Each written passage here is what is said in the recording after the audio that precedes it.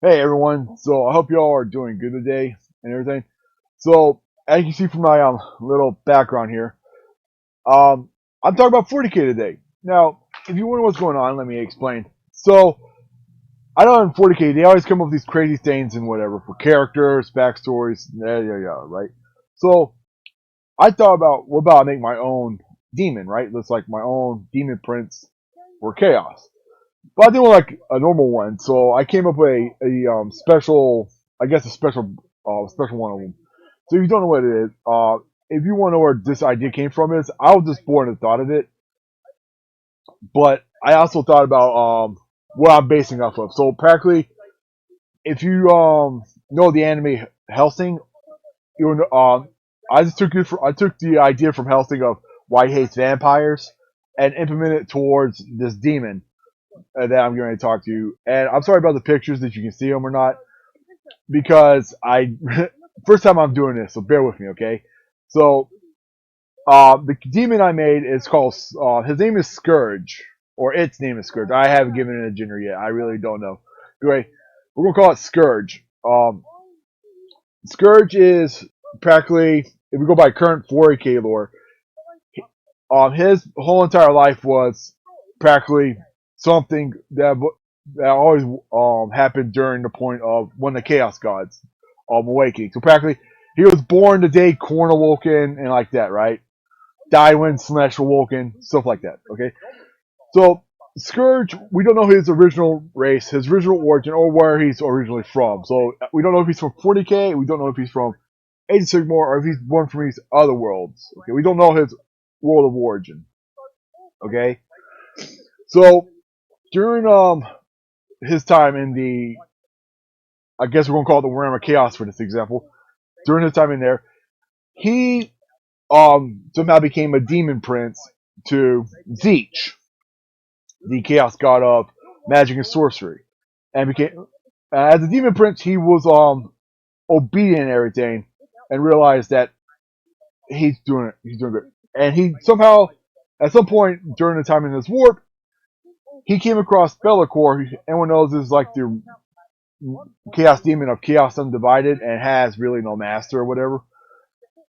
But Be'lakor killed him and completely eradicated his entire existence. So he thought. So apparently, what happened due to this battle, uh, Be'lakor, oh not good, but Scourge, realized that he was nothing more than like a wandering entity spirit, like a little ghost, if you would, in the warp, and realized that he had no longer had connection to Zeech or any of the Chaos gods, and was able to like think for himself, right?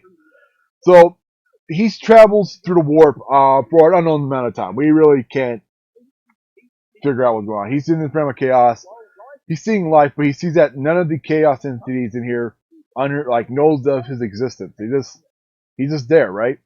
So he's there for, like I said, a good crunch time. Then he come across this one planet off in the east part of the realm, right?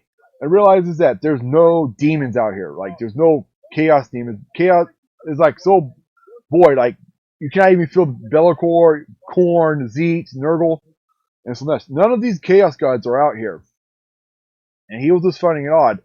He also found out that there's no demons, no spawns, no, like nothing. There's this whole entire section of the warp has nothing out here, right? Or the realm of chaos has nothing out here. But there's like this planet. So he goes to this planet and he gets on there, and like these cloak spirits looking like practically thinking like as the Watchers of the Dark from the Dark Angels. So think of something like that, but more orc size. It's but slender, right? I know that's a dumb joke, right? But so practically he's in the warp. He's on this planet and he's talking to the spirit dude. And the spirit guy informs him that he's practically he he's on the planet Nemesis. Nemesis is practically the oldest planet in the warp. Practically, this was here before the waking of Korn. This was here way before the Battle of Heaven for 40k, the old ones versus the Necron Empire. This planet was here before all this took place, and just yeah, it was just here, right?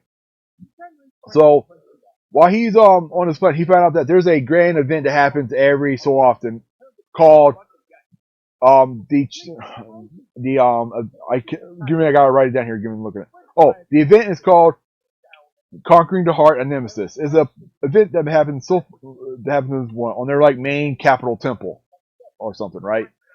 So far, no one has ever conquered the event. So he was like, okay, so how do we register for the event? So apparently, they told him that he has to study for the event and have like stuff happen to him and everything, right?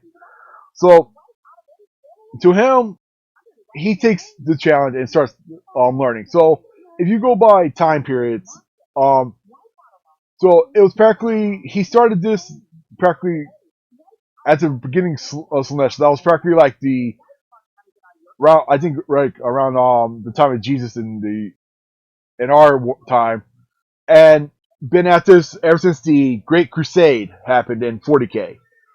So practically that whole entire time he's been studying on this planet on planet Nemesis, trying to get ready for this big event.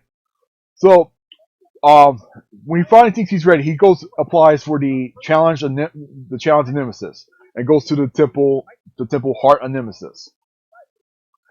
So he's practically got to explain the rules. He's allowed in, but cannot escape until he conquers the thing or dies. That's the only way. If he dies, he can no longer come back, and have no contact with anyone. Those look like a trade-off, right?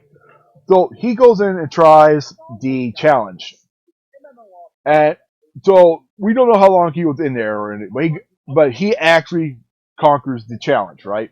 Don't know what he did or said. He doesn't talk about it, but he conquered the challenge, and as a reward, he grabbed an artifact, which his name comes from Scourge, which is a weapon or an artifact that's a weapon that helps him fulfill what he thinks his great desire is. Well, he thought about it, so his great desire now is to challenge the other demon princes of chaos, and show the chaos gods or hell anything that wants to claim that they're superior, show them why will never be superior, right?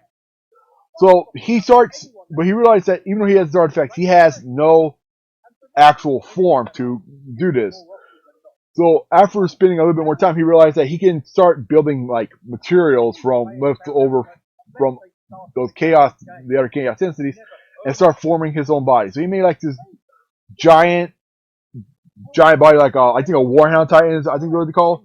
He makes a body about that tall, of in between material like organic and non-organic materials, right? And bits and pieces of whatever he can find, right? So he's making his entire existence prepared to go fight all the other demon princes, and most importantly, get paid back on Be'lakor for destroying them, right?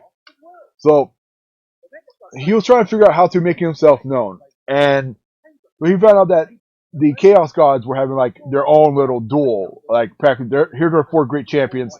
Let them fight it out, and he was going to go to prove his strength. So he found out that he had a little bit to go, but he found out one thing, that is he can't warp like other demons princes did, because he has no connection to the Chaos Gods. He's practically like a chaos demon prince that has no allegiance to any of the gods. Unlike Be'lakor, who's technically controlled by all of them, he's not connected to any of them. So he's practically a free range demon prince. He has his own thought, his own will, his own BS, right? So he thought he was going to prove to them. So he actually finds a way to get to the planet of their great game. Okay, he gets in. So middle of this event, the 4 great demons are practically fighting each other. The Chaos Gods are watching in their amusement, right? And it's like a little Coliseum looking thing, right? So he like does like a 300 kick the door open, but go, there's the door, and walks in with smug as crap and everything, pissed off, and practically look at the 4 demons in a pit, right? And looks at all 4 of them and go like, kneel before your master. You know, like the most badass thing you could say to a bunch of demons, right? And you have your typical character. You have a Lord of Change. You have a bloodthirster, you have a great unclean one, and you have a keeper of secrets or something. I forget what they call them. The Slash ones. Sorry, Avatar secrets. I don't know. But anyway, so the Chaos Gods mocked him and go like, "You don't know what you're like. You're not fit for this." He says like, "I'll show all of you how powerful I am." So practically, this is how it goes down. He beats up, he slays the Corn Demon, right? And Corn is like the god of war, bloodshed, and mindless slaughter. He takes the Bloodthirster, breaks it like Batman did Bane, puts it on the ground, stomps its head in, and tells Corn that your demon is weak. Okay? Then the Great Unclean One stepped up to challenge it, and he practically burns it alive or whatever. I don't know. Practically he slaughters it like anything else. But since it's like a giant germ, he just set it on fire. And practically got